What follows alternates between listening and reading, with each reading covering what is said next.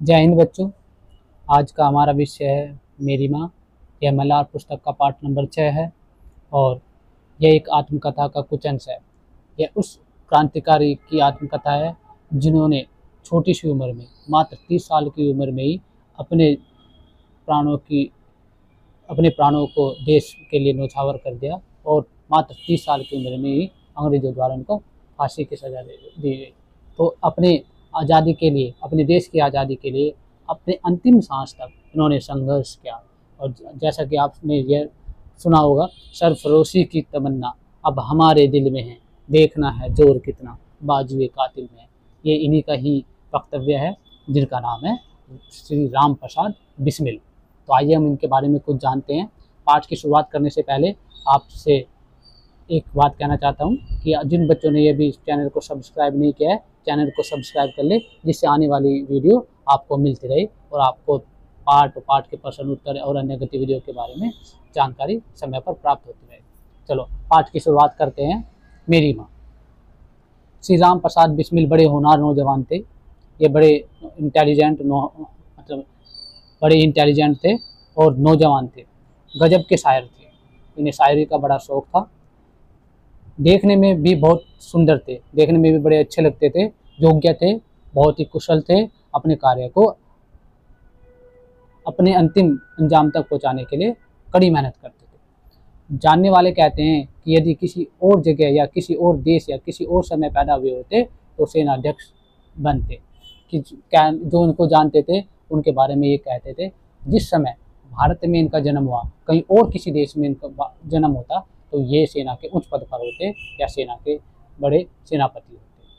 यह कहना किसी और का नहीं है, देश के प्रसिद्ध स्वतंत्रता सेनानी भगत सिंह का है, जिसके बारे में उन्होंने बिस्मिल के बारे में जिन्होंने ये कहा है। राम प्रसाद बिस्मिल का जन्म जब हुआ उस समय भारत पर अंग्रेजों का आधिपत्य था। आधिपत्य मतलब अधिकार था। भारत अंग्रेजों का गुलाम था, अंग्रेजी दास्ता के चंगुल में फंसा हुआ था और देश की आज़ादी के लिए इन्होंने अपने प्राणों को देश के लिए न्यौछावर किया।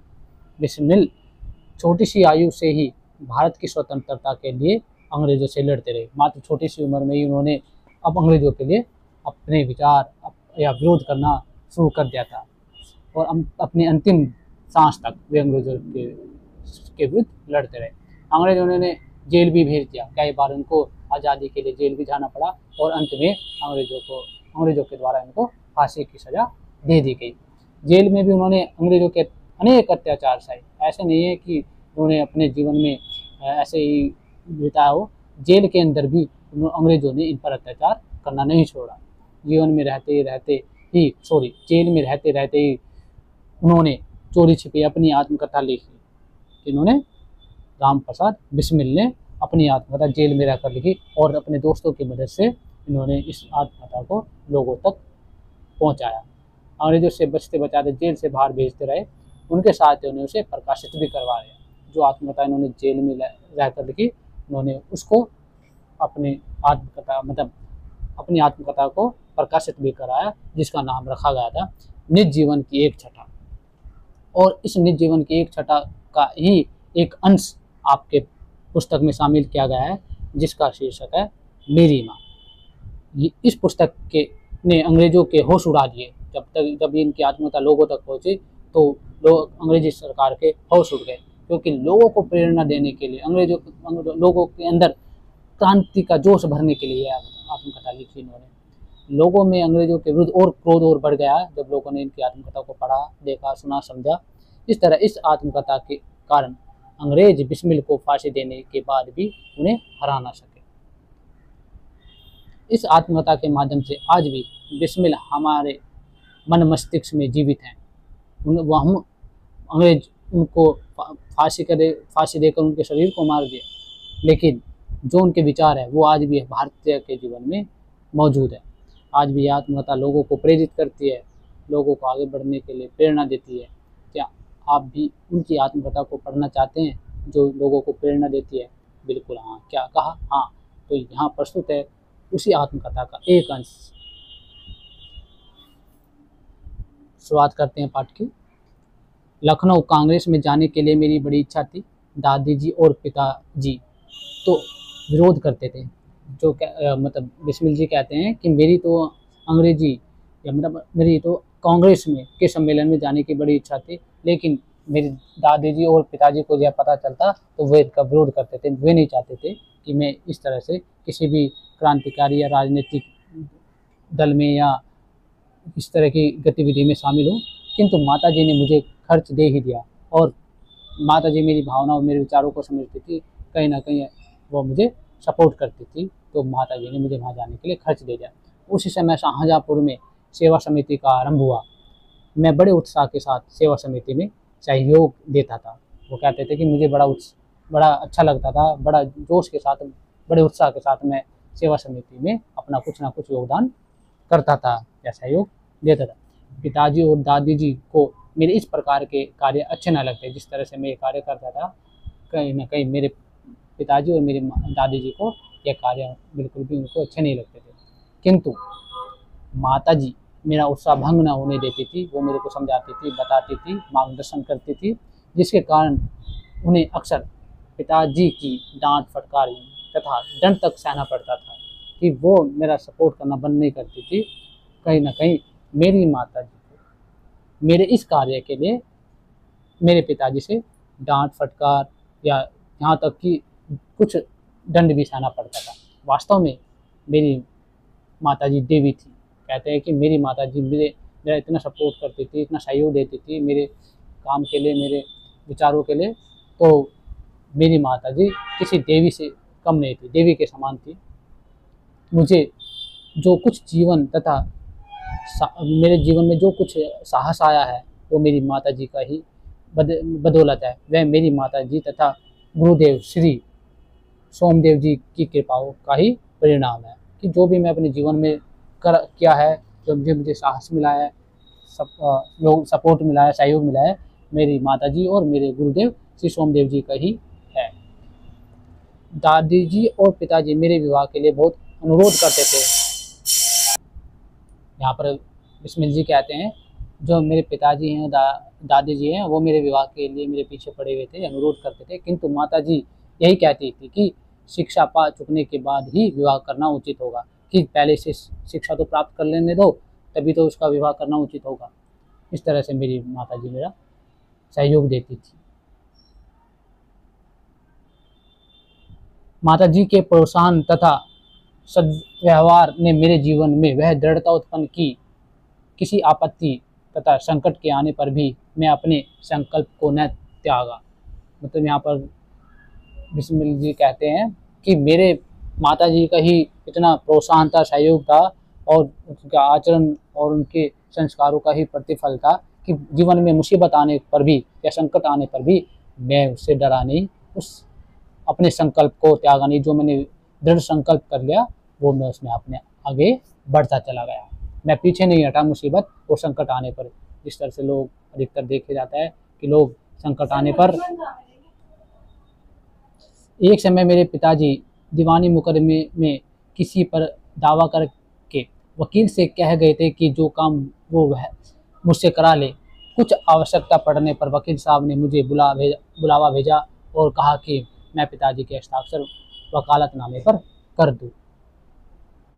यहाँ पर बिस्मिल जी बताना चाहते हैं कि जब पिताजी ने के कहने पर वकील ने मुझसे कहा कि यहाँ पर साइन कर दो दीवानी मुकदमे पर।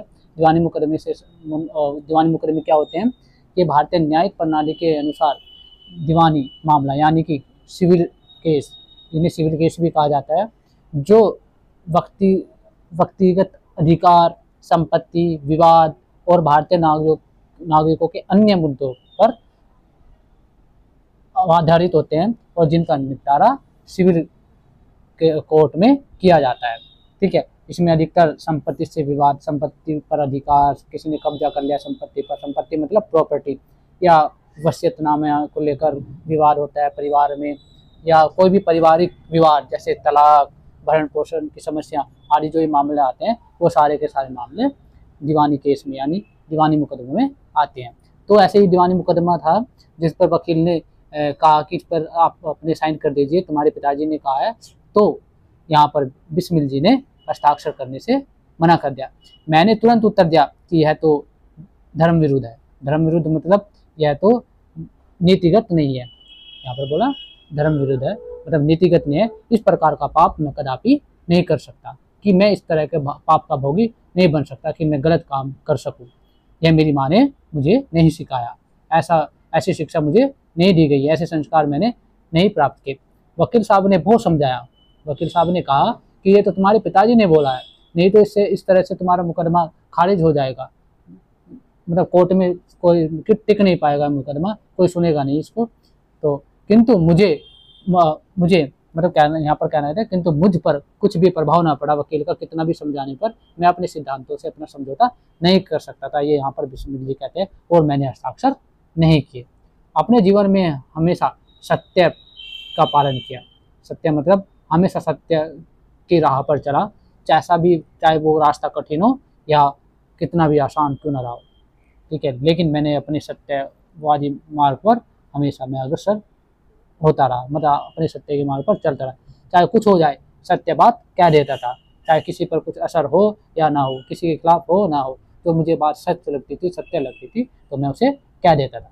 तो यहाँ पर बिस्मिल जी कहते हैं 11 वर्ष, यहाँ पर बता रहे हैं आगे कि 11 वर्ष की उम्र में, उम्र मतलब जो उम्र होती है अधिकतर एज, विवाह कर शाहजहाँपुर आई थी। तो उनकी माता जी वो मात्र 11 वर्ष की उम्र में ही शादी कर शाहजहाँपुर आई थी। उस समय वह नितांत अशिक्षित एक ग्रामीण कन्या के समान थी। कि मेरी, जब यहाँ पर बताते हैं बिस्मिल जी, जब मेरी माता जी की शादी हुई उनकी उम्र 11 वर्ष थी, मात्र 11 वर्ष, और वह अशिक्षित थी, उन्होंने शिक्षा प्राप्त नहीं की थी, और एक ग्रामीण कन्या के रूप में थी। ग्रामीण कन्या में अधिकतर देखते हैं, अधिकतर जो गाँव के लोग होते हैं वो भी इतने शिक्षित नहीं होते। पहले की स्थिति में सुधार आया है, लेकिन अभी भी सुधार की आवश्यकता है। शाहजहाँपुर आने के थोड़े दिनों बाद दादी जी ने अपनी छोटी बहन को बुलाया। उन्होंने माता जी को गृह कार्य की शिक्षा दी। बता रहे हैं कि यहाँ पर अपनी बहन को बुला लिया दादी जी ने, और मेरी माता जी को घर का खाना पकाने, घर का काम करने की शिक्षा दी, किस तरह से घर का काम करता है। उस समय उनकी जो माँ थी जब शादी हुई अबोध थी, अशिक्षित थी, इतनी समझदार नहीं थी। थोड़े दिनों में माता जी ने घर के सब काम काज को समझ लिया। जब बताया गया कि इस काम को इस तरह से करना है, ऐसे करना है, तो वो धीरे धीरे घर के काम करने में निपुण हो गई, सक्षम हो गई, और भोजन आदि का ठीक ठीक प्रबंध करने लगी और खाना पकाने लगी, भोजन सबको खाना बनाकर देने लगी। मेरे जन्म होने के 5 या 7 वर्ष बाद उन्होंने हिंदी पढ़ना आरंभ किया। जब मैं हुआ मेरे जन्म के बाद कितने वर्ष बाद, 5 या 7 वर्ष के बाद उन्होंने हिंदी को पढ़ना आरंभ किया। कि कुछ तो पढ़ने का मतलब पढ़ने का शौक जगा, पढ़ने का शौक उन्हें खुद ही पैदा हुआ था। उन्हें पढ़ने के लिए उनके मन से ही जिज्ञासा उत्पन्न हुई और उन्हें पढ़ना आरंभ किया, पढ़ना सीखना शुरू किया। मोहल्ले की सखी सहेली जो घर पर आया करती थी, उन्हीं में जो शिक्षित थी, मतलब जो माता जी के घर, मतलब हमारे घर पर आती थी गली मोहल्ले की औरतें, और जो वो पढ़ना लिखना जानती थी, मतलब शिक्षित मतलब वो पढ़ी लिखी जो होती थी, उन्हीं से ही माता जी ने उनसे अक्षर बोध करती थी, मतलब सीखती थी, अक्षरों का ज्ञान लेती थी, किताब पढ़ना सीखती थी, हिंदी पढ़ना सीखती थी। इस प्रकार घर का सब काम कर चुकने के बाद जो कुछ समय मिल जाता, इस प्रकार जब घर का सारा काम वो निपटा लेती थी, कर लेती थी, और जो समय मिलता था उन्हें अपने लिए, उसमें वह पढ़ना लिखना करती थी, पढ़ाई सीखती थी, पढ़ना अपने लिए पढ़ती थी। परिश्रम के फल से थोड़े ही दिनों में वह देवनागरी लिपि का अध्ययन करने लगी। देवनागरी लिपि जो होती है बेटे, वो हिंदी लिपि की होती है, देवनागरी लिपि, ठीक है, हिंदी देवनागरी लिपि में लिखी जाती है। तो अपने कठिन परिश्रम से और अपने मन की इच्छा से उन्होंने थोड़े ही समय में हिंदी को पढ़ना लिखना सीख लिया। अब वो फिर क्या करने लगी, फिर वो पुस्तकों का अध्ययन करने लगी, पुस्तकें पढ़ने लगी। मेरी बहनों को छोटी आयु में माता जी ही शिक्षा दिया करती। जब मेरी छोटी जो मुझसे बहनें थी, तो मेरी बहनों को ही माता जी पढ़ाया करती थी, शिक्षा देती थी, हिंदी पढ़ना सिखाती थी। जब से मैंने आर्य समाज में प्रवेश किया, यहाँ पर बिस्मिल जी कहते हैं कि जब मैंने आर्य समाज में प्रवेश किया, माता जी से खूब वार्तालाप किया इसके ऊपर कि मुझे जो भी आज आर्य समाज में होता था, मैं माता जी से ही इस संबंध में वार्तालाप बातचीत करता था। वार्तालाप मतलब बच्चों बातचीत करना, ठीक है, विचार विमर्श करना। उस समय की अपेक्षा अब उनके विचार भी कुछ उदार हो गए। जो पहले जो विचार थे और अब के जो विचार में उनमें अंतर आया, पहले से उनके विचारों में उदारता आ गई। ठीक है, यदि मुझे ऐसी माता न मिली होती तो मैं अभी तक अति असाधारण मतलब साधारण मनुष्य की भांति संसार चक्र में फंसकर जीवन निर्वाह करता। यहाँ पर बिस्मिल जी कहना चाहते हैं कि अगर मुझे मेरी जैसी माता है, मुझे अपनी माता जैसी जो मेरी माता नहीं मिलती, जिन्होंने मुझे समय पर मार्गदर्शन किया, सही गलत बताया, अच्छे संस्कार दिए, ठीक है, सत्य की राह पर चलना सिखाया, अगर मुझे मेरी माता न मिलती तो मैंने अन्य लोगों की भांति इस संसार चक्र में फंस जाता और दूसरे लोगों की तरह ही अपने जीवन को निर्वाह करता, मतलब निर्वाह करना बिताता, जीवन व्यतीत करता। शिक्षा आदि के अतिरिक्त क्रांतिकारी जीवन में भी उन्होंने मेरी वैसी ही सहायता की। यह नहीं कि जैसे शिक्षा में उन्होंने मेरी मदद की, वैसे ही उन्होंने मेरे क्रांतिकारी जीवन में जो मैं अपने देश की आज़ादी के लिए लड़ रहा था अंग्रेजों से, तो उसमें भी, उस जीवन में भी उन्होंने मेरा मार्गदर्शन किया और सहायता की, जैसे मैजिनी को उनकी माता ने की थी। यहाँ पर मैजिनी की बात की गई है। जिस तरह से मैजिनी की माँ मैजिनी की सपोर्ट करती थी, सहायता करती थी, उनके हर विचार में उनका सहयोग देती थी, उसी तरह बिस्मिल जी की माँ भी उनके विचारों में उनकी सहायता करती थी, उन्हें मार्गदर्शन करती थी। यहाँ पर मैजिनी एक इटली के क्रांतिकारी थे। माता जी का सबसे बड़ा आदेश यहाँ पर बताया गया है। माता जी का सबसे बड़ा आदेश मेरे लिए यह था कि किसी की प्राण हानि ना हो, मतलब मेरे द्वारा किसी की मृत्यु ना हो या किसी के प्राण ना चले जाएं। उनका कहना था कि अपने शत्रु को भी कभी प्राण दंड न देना, कि कुछ भी हो जाए, आपका कितना भी बड़ा शत्रु हो, आपका कितना भी बुरा चाहने वाला हो, लेकिन किसी को मारना मत। उनके इस आदेश की पूर्ति करने के लिए मुझे मजबूरन एक बार अपनी इस प्रतिज्ञा को भंग करना पड़ा। मतलब इस जो मैंने अपनी माँ से वादा किया था कि मैं किसी को प्राण नहीं लूँगा, किसी को मारूंगा नहीं, लेकिन मुझे मजबूरी में ये कसम 1-2 बार तोड़नी पड़ी। जन्मदात्री जननी, इस जीवन में तो तुम्हारा ऋण उतारने का प्रयत्न करने का भी अवसर न मिला। वो अपनी माता के लिए कहते हैं, ए माता, मैं आपका ऋण नहीं उतार सकता इस जन्म में तो क्या, यदि मैं अनेक जन्मों में भी सारे जीवन प्रयत्न करूं तो भी तुमसे उन ऋण से मुक्त नहीं हो सकता। कि मैं कितनी भी कोशिश कर लूं, मैं तुम्हारे लिए कितना भी कुछ कर लूं, मैं तुम्हारे इस जन्म में तो क्या, मैं कितने भी जन्म ले लूं, मैं तुम्हारे ऋण से कभी मुक्त नहीं हो सकता। तो जिस प्रेम तथा दृढ़ता के साथ तुमने इस तुच्छ जीवन का सुधार किया है, कि मैं तो एक तुच्छ प्राणी हूँ, जिस तरह से तुमने मुझे पाला है, बड़ा किया है, और मेरे इस तुच्छ मतलब एक छोटे से जीवन को एक मार्गदर्शन दिया, मुझे चलना, लड़ना और अपनी बातों को कहना सिखाया। जिस प्रेम तथा दृढ़ता के साथ तुमने इस तुच्छ जीवन का सुधार किया है वह अवर्णनीय है, इसके बारे में मैं बता नहीं सकता। मुझे जीवन की प्रत्येक घटना का स्मरण है, मुझे जीवन के हर एक उस घटना जो बीती है उसमें मैं स्मरण मतलब याद है, स्मरण मतलब याद है कि तुमने किस प्रकार अपनी देववाणी का उपदेश करके मेरा सुधार किया है, कि किस तरह से तुमने मुझे सही गलत का मार्गदर्शन करके अपन मार्गदर्शन किया है, तो मैं उसे भूल नहीं सकता। वह मुझे हर एक बात, हर एक घटना अच्छी तरह से याद है। यहाँ पर आगे बता रहे हैं कि तुम्हारी दया से ही मैं देश सेवा में संलग्न हो सका, कि तुम्हारे मार्गदर्शन से ही, तुम्हारे विचारों से ही मैं इस देश सेवा में लग सका, मैं अपने देश के लिए कुछ कर सका। धार्मिक जीवन में भी तुम्हारी ही प्रोत्साहन ने सहायता दी, कि मुझे धार्मिक जीवन में भी आपसे ही सीखने को मिला, जैसे आपने मुझे सिखाया, तो मुझे उस जीवन में भी, कौन से जीवन में, धार्मिक जीवन में, यहाँ पर धार्मिक जीवन की बात की गई है कि धार्मिक जीवन में भी मुझे आपने मार्गदर्शन दिया। जो कुछ शिक्षा मैंने ग्रहण की है, उसका विषय तुम्ही को है। जहाँ तक मैं पढ़ा लिखा हूँ या जो भी मैंने अपने जीवन में शिक्षा ग्रहण की है, मैंने शिक्षा ग्रहण कर मतलब जो भी मैंने शिक्षा मिली है या प्राप्त की है, वही तुम्हारी ही कृपा से मिली है, तुमने ही मुझे इस काबिल बनाया है।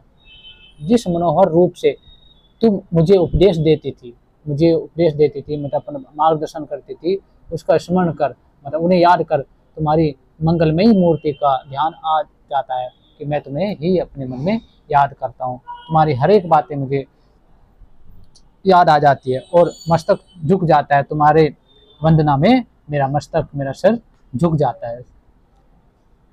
तुम्हें यदि मुझे ताड़ना भी देनी हुई, मतलब तुम्हें मुझे कुछ कहना हुआ, डांटना भी हुआ, तो बड़े स्नेह से हर बात को समझा दिया और बड़े प्यार से कठिन से कठिन बात को मुझे आसानी से समझा दिया। यदि मैंने दृष्टापूर्ण उत्तर दिया, यदि मैंने गुस्से में आकर उसका उत्तर दिया, तब भी तुमने प्रेम प्रेम भरे शब्दों में ही कहा कि तुम्हें जो अच्छा लगे वह करो, किंतु ऐसा करना ठीक नहीं है।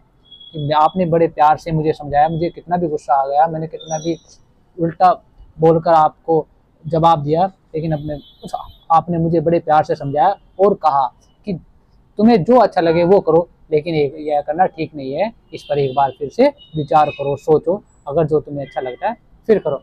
इसका परिणाम अच्छा न होगा कि जो तुम कर रहे हो, ये इसका जो परिणाम होगा, जो प्रतिफल मिलेगा वह अच्छा नहीं होगा। जीवन दात्री, ये जन्म देने वाली, तुमने इस शरीर को जन्म देकर केवल पालन पोषण नहीं किया, बल्कि आत्मिक, धार्मिक,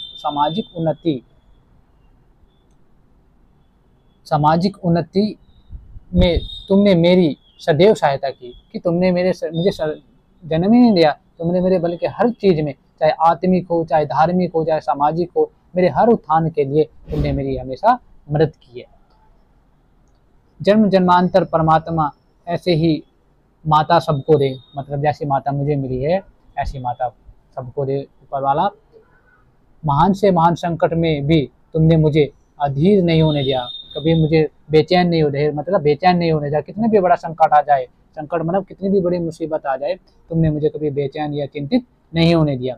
सदैव अपनी प्रेम भरी वाणी को सुनाते मुझे सांत्वना देती रही, कि तो अब मुझे हमेशा प्रोत्साहन करती रही और सांत्वना देती रही कि तुम्हारी दया की छाया में मैंने अपने जीवन भर में कोई कष्ट अनुभव नहीं किया।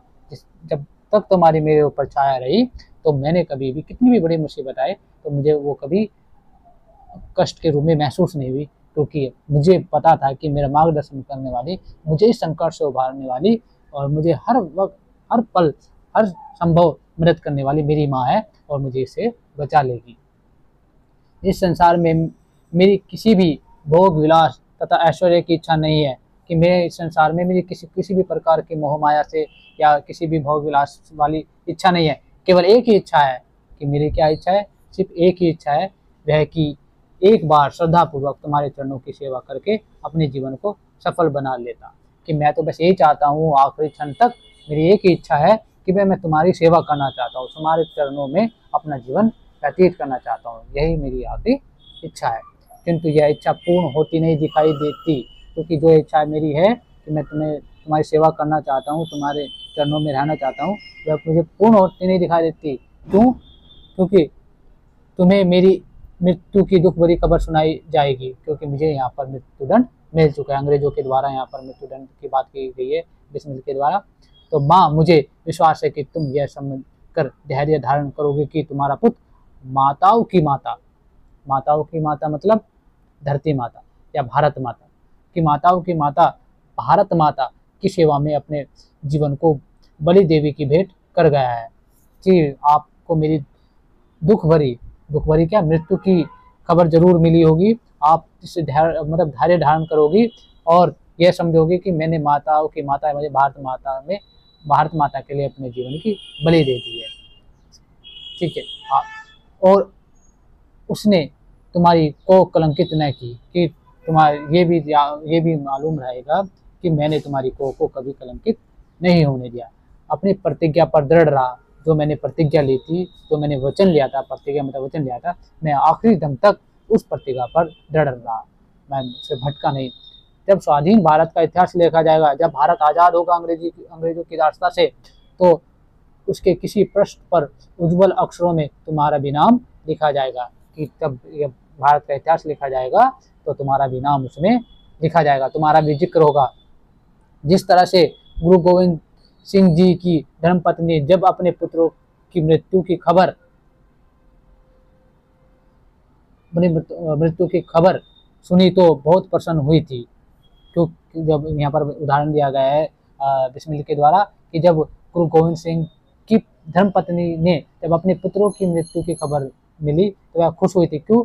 और गुरु के नाम पर धर्म रक्षार्थ अपने पुत्रों के बलिदान पर मिठाई बांटी थी। कि वह भी एक माँ थी जो अपने धर्म के लिए अपने प्राणों की बलि दे दी थी उनके पुत्रों ने। तो वह खुश हुई थी कि मेरे पुत्रों ने अपनी जान की परवाह न करके अपने धर्म की रक्षा की।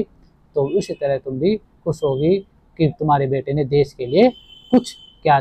खुश होने का मतलब है गौरवान्वित होगी, आपको गर्व होगा अपने बेटे पर कि मैंने भी अपनी मातृभूमि के लिए अपने प्राणों की बलि दे दी। तुम्हें भी उसी तरह खुश होना चाहिए। माँ जन्मदात्री, मेरा जन्म देने वाली माँ, वर दो कि अंतिम समय में भी मेरा हृदय किसी प्रकार विचलित ना हो। कि जब भी मेरा मृत्यु के अंतिम क्षण तक कि मेरे हृदय में, मेरे मन में किसी प्रकार का डर ना रहे कि मैं मरने जा रहा हूँ या मेरी मृत्यु होने वाली है, मेरा मन विचलित ना हो। और तुम्हारे चरण कमलों में कमलों को प्राणों मतलब चरण कमलों को प्रणाम कर मैं परमात्मा का स्मरण करता हुआ शरीर त्याग करूं। कि मैं बस तुम्हारे आखिरी क्षण में तुम्हें ही याद करता हुआ अपने प्राणों को न्यौछावर कर दूं, अपने या प्राणों को त्याग दूं। ये जो आत्मकथा थी ये राम प्रसाद बिस्मिल की थी, उसमें उसका एक अंश था मेरी माँ। तो आपको, मुझे उम्मीद है कि आपको यह आत्मकथा अच्छी तरह से समझ में आ गई होगी। और अगले वीडियो में हम इस पाठ के प्रश्न उत्तर और गतिविधि को करेंगे। तो आप इस चैनल को सब्सक्राइब कर लें और आने वाली वीडियो जिसे आपको समय पर मिल सके।